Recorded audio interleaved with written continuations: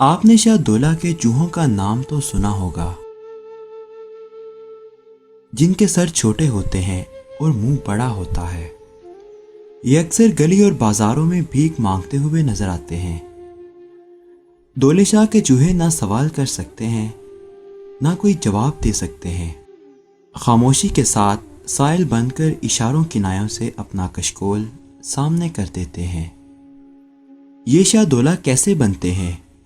یہ کون ہوتے ہیں اور یہ کہاں سے آتے ہیں؟ انہی حقائق سے آج کی اس ویڈیو میں ہم پردہ اٹھانے والے ہیں۔ ہمارے ساتھ رہیے گا۔ پاکستان کے شہر گجرات میں ایک بزرگ کے مزار سے وابستہ روایات صدیوں سے مشہور ہے کہ اگر یہاں پر بے اولاد جوڑا دعا مانگے تو اس کے ہاں اولاد ضرور ہوتی ہے۔ یہ مزار سید کبیر الدین شاہ دولہ دریائی گنج بخش کا ہے، جو شاہ دولہ کے نام سے مشہور ہے۔ اس سے جڑی کئی باتیں لوگوں کے لیے حیران کن ہیں۔ روایات کے مطابق حضرت شاہ دولہ دریائی روحانی پیشوا تھے۔ اگر انہیں اپنے زمانے کا ایک معروف سماجی کارکن کہا جائے تو بے جا نہ ہوگا۔ شاہ دولہ کے مزار پر صرف بے اولاد ہی نہیں آتے، بلکہ ایک عقیدہ یہ بھی ہے کہ یہاں معذور بچوں کی معذوری بھی دور ہو جاتی ہے۔ مزار پر چلنے والے چراغوں میں رکھا ہوا تیل اگر معذور بچوں کو لگایا جائے تو وہ صحت یاب ہو جاتے ہیں اور ان کی معذوری ختم ہو جاتی ہے۔ یہاں کے عقیدت مندوں کا کہنا ہے کہ یہاں آنے والے اکثر سوالی جھولی بھر کر ہی واپس جاتے ہیں۔ مختلف روایات ان دولے شاہ کے چوہوں کے متعلق زیر گردش ہیں۔ ڈاکٹرز کے مطابق پیدائشی طور پر کسی بیماری کی وجہ سے ان کے سر کی نشوونما نہیں ہو پاتی اور ان کا سر سائز میں چھوٹا رہ جاتا ہے اور ذہنی طور پر معذور ہو جاتے ہیں۔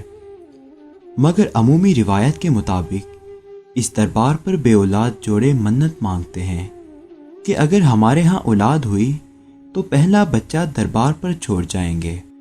اس روایت کے مطابق پہلا بچہ دولے شاہ کا چوہا پیدا ہوتا ہے، اس کو دربار پہ نذرانے کے طور پر چھوڑ دیا جاتا ہے اور بعد میں نارمل اور صحت مند اولاد پیدا ہوتی ہے۔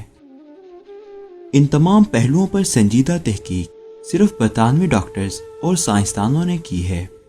اس کے علاوہ چند برطانوی افسران جو گجرات میں تعینات رہے، انہوں نے بھی ان بچوں کا بغور مشاہدہ کیا اور مختلف رپورٹس مرتب کی۔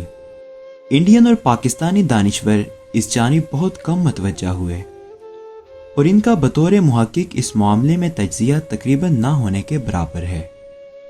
کرنل کلاڈ مارٹن 1839 میں اس دربار پر پہنچا۔ اس نے چند خواتین کو اپنے بچوں کو دربار کے لیے وقف کرتے ہوئے بھی دیکھا۔ اس کے مطابق یہ رسم بہت پہلے سے چلی آ رہی تھی، تاہم بچوں کی جسمانی حالت کے متعلق اس نے لکھنے سے گریز کیا ہے۔ 1867 میں ڈاکٹر جانسٹن دولے شاہ کے دربار پر آیا۔ اس کو وہاں 9 بچے ملے۔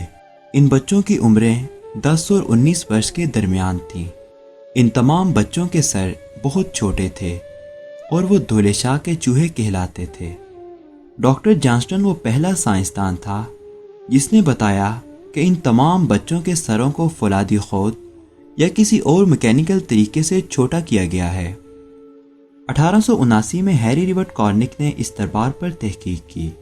اس نے لکھا کہ ہر سال تقریباً 2 سے 3 بچوں کو دربار کے لیے وقف کر دیا جاتا ہے۔ اس نے معصوم بچوں کو چوہا بنانے کے متعلق لکھا کہ ان بچوں کے سروں کو میکینیکل طریقے سے چھوٹا کیا جاتا ہے اور اس میں مختلف حربے اختیار کیے جاتے ہیں۔ مٹی کی ہنڈیاں اور دانت سے بنے ہوئے خود بھی ان بچوں کو چوہوں میں تبدیل کر دیتے ہیں۔ کیپٹن ایونز نے 1902 میں اس دربار پر بھرپور تحقیق کی۔ اس وقت تک یہ بچے 600 کے قریب ہو چکے تھے۔ اس نے بچوں کے سروں کو زبردستی چھوٹا کرنے کی تھیوری کو تسلیم کرنے سے بالکل انکار کر دیا۔ اس کے بقول یہ ایک بیماری تھی اور اس طرح کے بچے شاہ دولہ کے مزار کے علاوہ پورے ہندوستان میں پائے جاتے تھے۔ اس نے لکھا کہ اس طرح کے بچے مائکروسفیلک کہلاتے ہیں اور یہ بچے اس نے برطانیہ میں بھی دیکھے ہیں۔ اس کے نزدیک دولے شاہ کا مزار اس مہلک بیماری میں مبتلا بچوں کے لیے ایک سماجی پناہ گاہ ہے، مگر اس نے ان بچوں کے ساتھ ناروا سلوک کے متعلق بہت سخت الفاظ استعمال کیے۔ اس نے بیان کیا کہ جو فقیر ان بچوں کو لے کر بھیک مانگنے کے لیے مختلف مقامات پر لے جاتے ہیں، ان کا رویہ ان بچوں کے ساتھ انتہائی نازیبا اور غیر انسانی ہے۔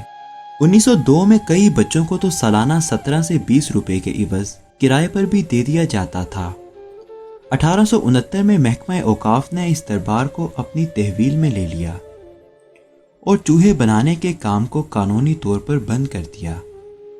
اس کے باوجود یہ عمل آج بھی جاری ہے اور آج بھی 10,000 سے زائد بچے اس مزار میں رہتے ہیں، جن میں سے بیشتر کا تعلق گجرات سے ہے۔ اس بحث سے قطع نظر کرتے ہوئے حقیقی المیہ ان بچوں کی ذہنی پسماندگی اور مظلومیت ہے کہ بجائے ان بچوں کی اس معذوری کا علاج کرنے کے، ہمارا بے حس معاشرہ نہ جانے کب سے یہ تماشا دیکھ رہا ہے۔ دولے شاہ کے چوہے تمام عمر بھکاری بن کر در در کی ٹھوکریں کھا کر مر جاتے ہیں۔ کوئی مسیحا آج تک دولے شاہ کے ان چوہوں کی مسیحائی کے لیے اس دھرتی پر نہیں اترا۔ سوچنے سمجھنے کی صلاحیت سے محرومی ان بیچاروں کا سب سے بڑا روگ ہے۔ اس کے علاوہ جسمانی لحاظ سے بھی انتہائی لاغر اور کمزور ہوتے ہیں۔